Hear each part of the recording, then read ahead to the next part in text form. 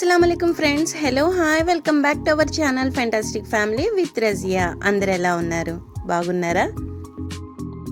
ఈరోజు మన కిచెన్లో ఒక హెల్తీ రెసిపీతో అయితే మేము ముందుకైతే వచ్చేసాను ఫ్రెండ్స్. హెల్తీ రెసిపీ ఏంటంటే ఆమ్లా మురబ్బా ప్రిపేర్ చేస్తున్నాం. ఇది వచ్చేసి వింటర్ రెసిపీ అనే చెప్పొచ్చు. ఎందుకంటే వింటర్లో పిల్లలకి ఎక్కువగా జ్వరం, జలుబు, దగ్గు వస్తుంటాయి కదా ఫ్రెండ్స్. రోజుకొకటి చెప్పున ఈ ఆమ్లా కనుక ఇస్తే ఎటువంటి హెల్త్ ఇష్యూస్ అయితే రావన్నమాట. అంత బాగుండిద్ది ఈ ఆమ్లా మురబ్బా వచ్చేసి. ఇంకా భూలోక సంజీవిని అని కూడా దీనికి ఊరికనే పేరైతే రాలేదు. ఆమ్లా మురబ్బా అయితే స్టార్ట్ చేసే ముందు ఒక చిన్న రిక్వెస్ట్ ఫ్రెండ్స్, నా వీడియోస్ కనుక మీరు చూస్తున్నట్లయితే నా వీడియోస్కి ఒక లైక్ ఇవ్వటం మాత్రం మర్చిపోకండి. మీరిచ్చే ఒక లైక్ ఈ వీడియోని వేరే వాళ్ళకి రీచ్ అవ్వడానికి సహాయపడుతుంది. ఓకేనా ఫ్రెండ్స్? ఫస్ట్ ఆఫ్ ఆల్ ఇక్కడ 400 గ్రామ్స్ ఉసిరికాయలు తీసుకున్నాను. పచ్చడి ఉసిరికాయలు అంటారు కదా ఫ్రెండ్స్, అవేనమాట. ఒకటికి 2 సార్లు బాగా క్లీన్ చేసేసుకొని ఒక పొడి క్లాత్తో బాగా తుడుచుకొని పెట్టేసుకున్నాను. ఇప్పుడు దీన్ని మనం ఘాట్లు పెట్టుకోవాలన్నమాట. ఉసిరికాయ మొత్తము ఇట్లా ఫోక్ సహాయంతో ఇలా గుచ్చుకుంటున్నాను ఫ్రెండ్స్. మొత్తం వచ్చేసి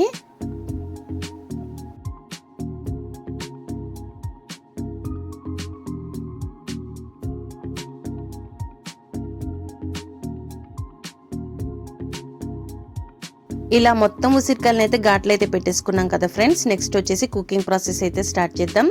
స్టవ్ ఆన్ చేసుకొని ఒక బౌల్ అయితే పెట్టేసుకుందాం ఫ్రెండ్స్. బౌల్లో సగం వంతు వాటర్ అయితే వేసేసుకుందాం ఇందులో. ఎందుకంటే మనం ఉసిరికాయలని బాయిల్ చేసుకోవాలి కదా, అందుకోసము. చూసారా ఫ్రెండ్స్, ఇక్కడ నేను ఇట్లా హోల్స్ ఉన్న బౌల్ని అయితే తీసుకుంటున్నాను.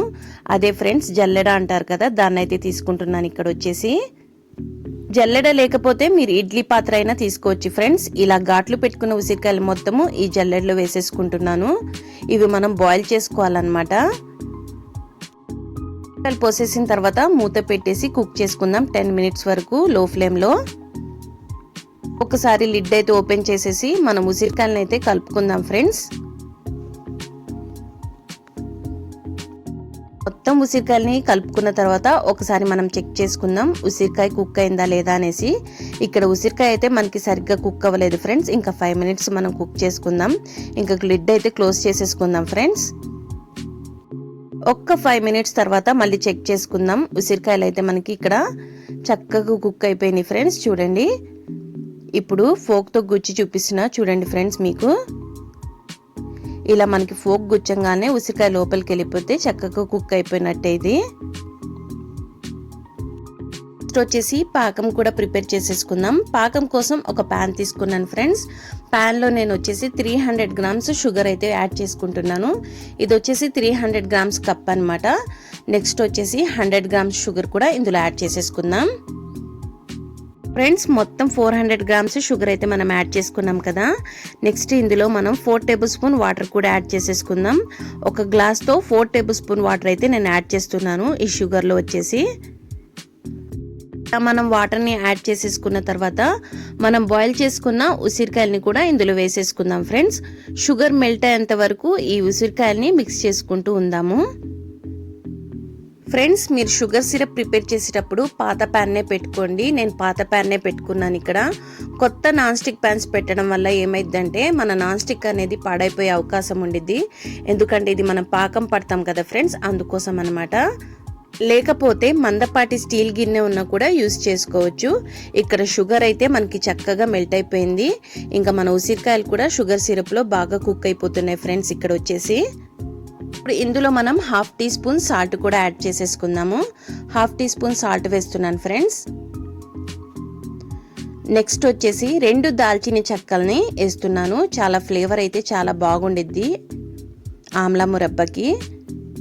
నెక్స్ట్ వచ్చేసి 4 యాలకులు కచ్చాపచ్చగా నూరుకొని వేసుకుంటున్నాను ఫ్రెండ్స్. ఇంకా ఒక్క నిమ్మకాయని ఇలా పిండుకుంటున్నాను అనమాట. పెద్ద నిమ్మకాయని తీసుకున్నాను.